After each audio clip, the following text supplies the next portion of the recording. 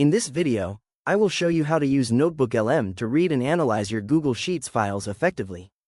Let's get started. I'll begin on the home screen and click the Create New button to start a fresh project. As the notebook loads, I'm presented with several options to add sources, so I'll select the Google Drive icon to pull from my existing documents. I'm going to browse through my files, select the document I want to analyze, and then click the Insert button. You'll notice the file appearing on the left side where it begins to process the information immediately. Now that my source is added, I'll move down to the chat box and ask the AI to read and summarize the content. While the system is consulting the sources and scanning the material, it carefully analyzes the specifics of the document to ensure an accurate response. The summary identifies 5 essential human skills for the future, including critical thinking, creativity, and emotional intelligence.